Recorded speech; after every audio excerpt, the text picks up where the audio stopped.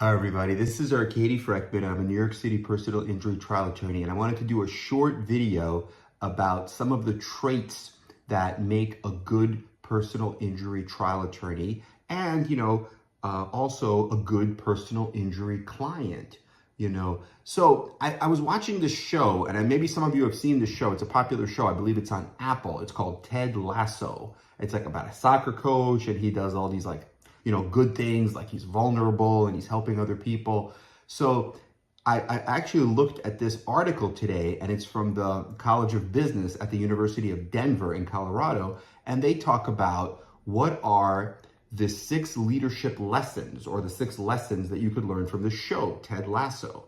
And they say, number 1, you have to lean into vulnerability, right? So you can't be afraid to be vulnerable, to really tell the truth and say, look, I'm really afraid of X or Y, and it's really, truly bothering me. And I think that's very important in personal injury as well, because if you have a case, you are showing a picture of your life to these 6 or 12 jurors, right? These are just people from the community that get the summons. They're like, oh no, I got to go to jury duty, but then they show up in court, and you're, trying to ask them for a lot of money. If you have a life-changing forever injury, it might be 5 million, it might be 10 million, it might be more, it might be like 50 million, right?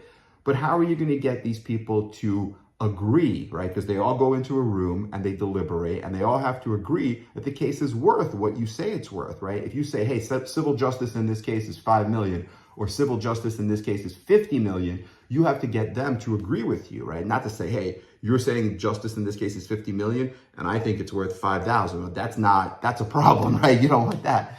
So one of the ways to do it is to lean into vulnerability and be vulnerable, right? Meaning, don't be afraid to really explain how a crash or a fall has impacted your life by showing a picture of your life, who you were before this happened, via, who did you love? Your family, your friends, your coworkers, your neighbors, and what did you love to do, whether it's fishing or sports like soccer, tennis, whatever it is, right? Maybe some people love going for a walk. I was talking to this very nice lady, and she says, you know what I love? I love shopping, because shopping gives me freedom. Like a lot of women, I love shopping. And now I can't shop because I have this back injury, and that's a real loss, So these are the things, right? The things that these jurors could have empathy for.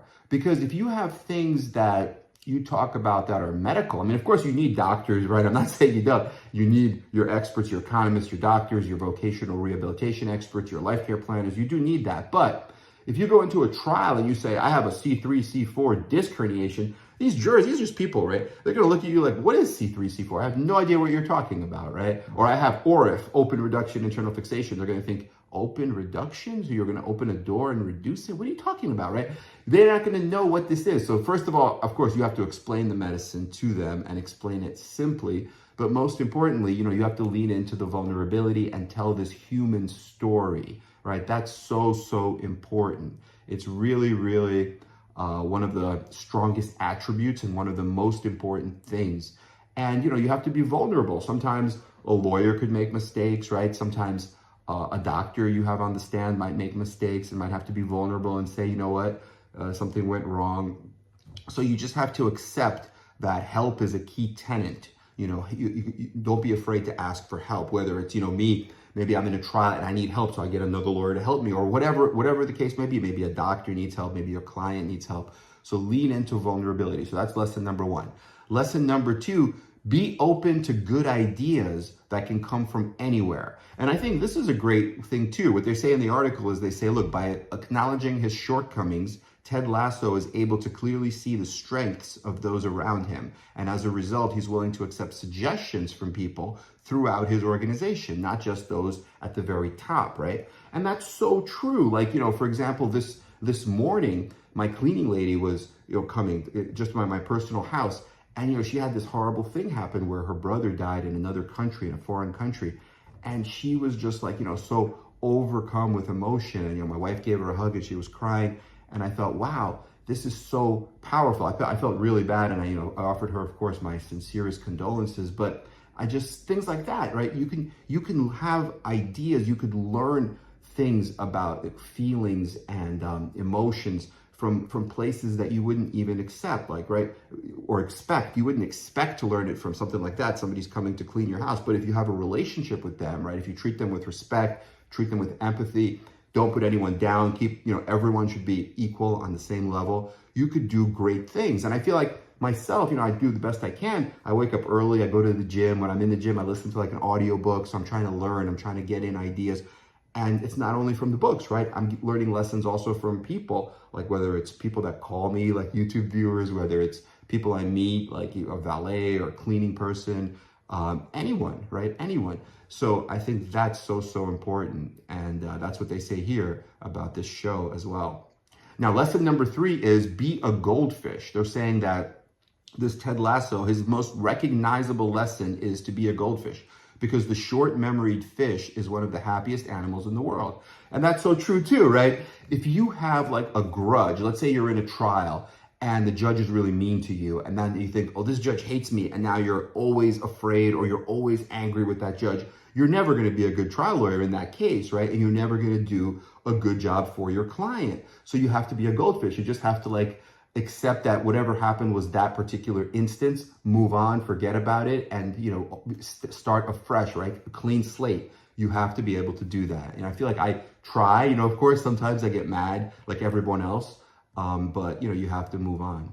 Okay, lesson number 4, inspire confidence in those around you. It says that as a leader, Lasso's infectious joy and unrelenting support spreads confidence around the locker room like wildfire. And in the business world, they say that you have to become a true differentiator in the war to retain talent. The new name of the game is all about talent management and strategic people alignment, figuring out how to find top talent, engage top talent, retain top talent, and keep top talent performing. I think that comes down to tapping into people's individual strengths.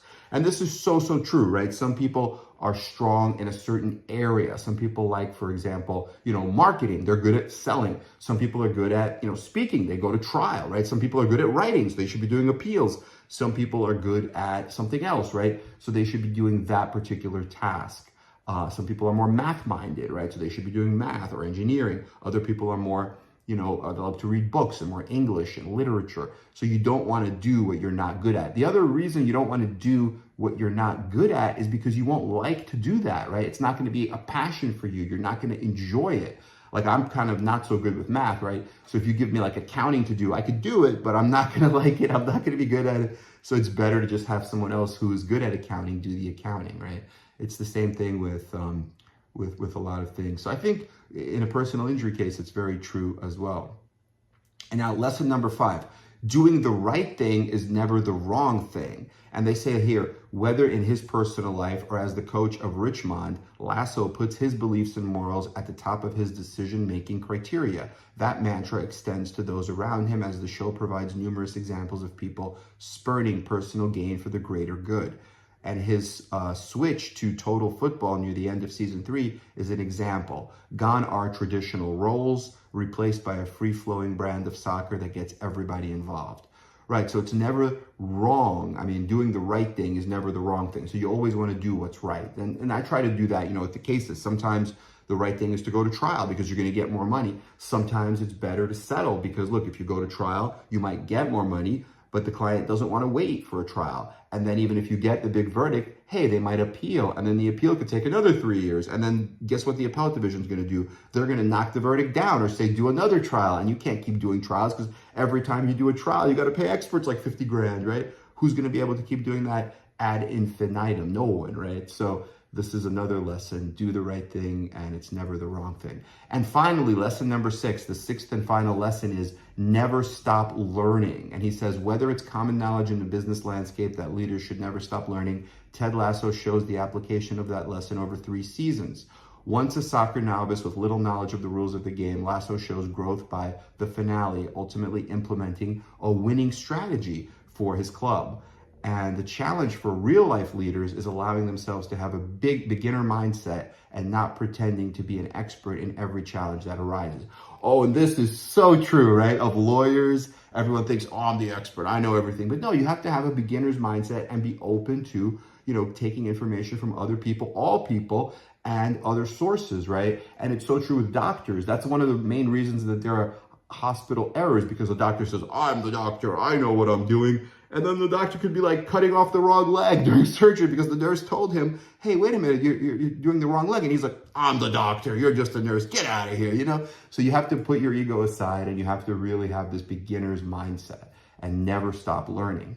Okay, so I hope this was helpful. Let us know what questions you have. If you need a consultation, just text me, 347-566-9595. We are here for you. All the best. Please like and subscribe to our channel. Okay, everyone. Bye-bye.